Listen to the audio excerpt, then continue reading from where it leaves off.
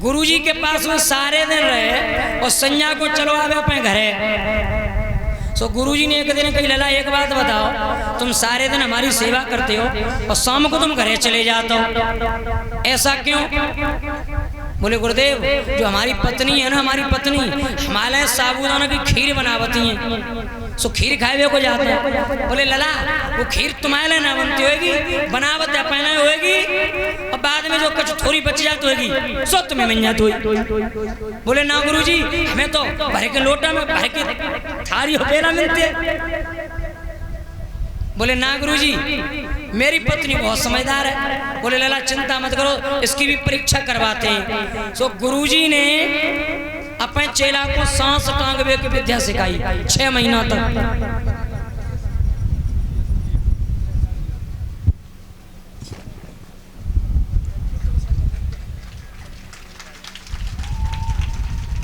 और बंटू यादव दूधिया नगला गूलर से आए हैं, 2100 रुपये भंडारे में दे रहे हैं। एक बार तालियों से स्वागत। बंटू भाई दूधिया नगला गूलर से 2100 रुपये भंडारे में, 251 रुपये का हार हमें पहनाया है। 100 रुपये हमारे जितने मंच पर साथी हैं सबका सम्मान कर रहे हैं। एक टिप्पण कलश वाली कन्याओं को बेटियां उठ करके और शांति से खड़ी हो जाएं और सम्मान लें। एक कमंडल जितने भी हमारे संत भगवान हैं सभी को बंटू दूधिया नगला गूलर के ये सब का सम्मान कर रहे हैं। संतों का एक कमंडल से, बेटियों का एक टिफन से और हमारे सभी साथियों का 251 रुपये से हमारा सम्मान 2100 रुपये भंडारे में दे रहे हैं।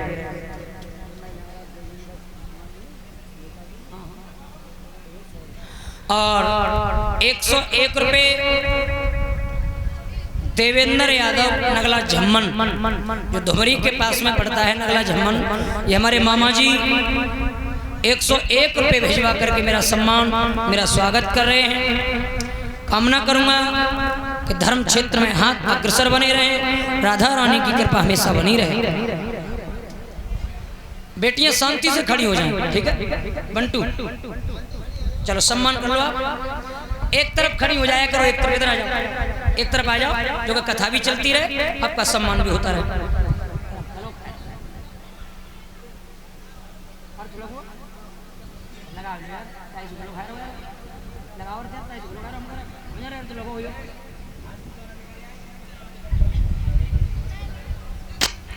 तो देखो ध्यान देना, इनको सम्मान चलन दो, तुम कथा पे ध्यान दे। जाओ, कोशिश करो, हो जाएगा। सो चेला ने कही कि गुरुजी हम अपनी पत्नी पर बहुत विश्वास करते हैं। तो गुरुजी ने कही लला एक काम करो, हम तुम्हें एक विद्या सिखा रहे हैं सांस टांगवे की, तुम सांस टांगवा सीखो। सो 2.5-3 महीना तक और गुरुजी ने अपने चेला को सांस टांगवे की विद्या सिखाई। सांस टांग जाए तो कम से कम घंटन के हिसाब से सांस टंगिए रहे। सांस टांगना सीख गया चेला। बाकी बाद गुरुजी ने कही अब जाओ परीक्षा ले लियो पत्नी की और पत्नी के सामने गिर पड़ियो। बोले ठीक। सो वो चेला चला और जाकर के अपनी पत्नी के सामने और बाने कही पेटम पीर पेटम पीर पेटम पीर। बोले तुम जाओ पिलुआ से दवाई ले आइयो, चने धौली चले जाओ, मैं तो अभी भैंसिया धो रही हूँ। सुबह गए आंगन में और जाके एक आंख मीची, दूसरी मीची, चारों डंडा चित्त जेट डरे। सोबे की पत्नी आई का बढ़ाको सो कैसो हो, उन्हें देखी हमारे पति तो मरे गए। सुबह ने जी सोची के अब ये तो मरी गए, रोनो तो है ही है, तो एक काम करें पहले खीर बनाई सवेरे, साबूदाना की तो धरी रह जाएगी। सो पहले एक काम करो खीर खा लो।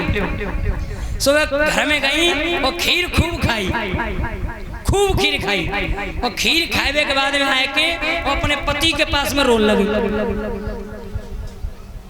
अब लड़का सोचने लगा सही बात है, पहले जाने खीर खाई है, हमारे पास बाद में आके रो रही है। सो देखो वहाँ एक सीमेंट का खंबा है, सीमेंट का खंबा।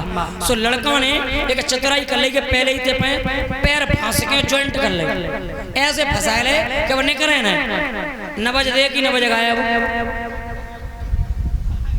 सो गांव के बुजुर्ग आए गए कछो, अब इन्हें कही के देखो अब लड़का तो मरी गया, भाई लाश फट जाएगी, फायदा क्या, उसे ले चलो शमशान में। सो उठाए हुए को तैयार है भाई, अब उठ कौते जाए, मैं तो पहले तो बिल्डिंग आते। क्या बात है, अच्छा मुखी संत बनाए थे, बहुत बढ़िया, बोलो संत भगवान की। भाई मुखिया कार्यकर्ता अच्छे हैं हमारे। तो देखो अब लड़का पड़ा है, तो बुजुर्ग ने कही ऐसा करो, लड़का को ले चलो उठाओ, अब उठ कहाँ थे जाए, ऐसे करके पहले ही तो फंसे थे।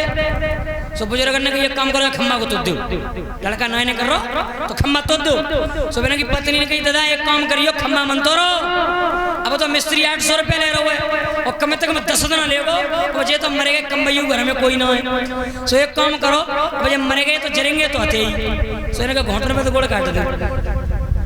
अब मैंने सोची कि जी हमारी घोड़ी को टमा देती है। अब लाए के कब फंडा दो, अब आरी लाई गई, वो आरी लाए के जो काटे में वो तैयार हो, सो कब फन में देगा तो उठ के बैठ के मारोगे जिन्ना। तो सब भागे के जो तो भूत बनो भूत। सो उनकी पत्नी समझ गई कि हमारे पति जिंदा हो गए, सो जाके और पैरन में गिर पड़ी। सो लड़के ने गाल पर ताड़ सीधे तमाचा दिया, नालायक की बच्ची। गुरुजी सही कहते थे,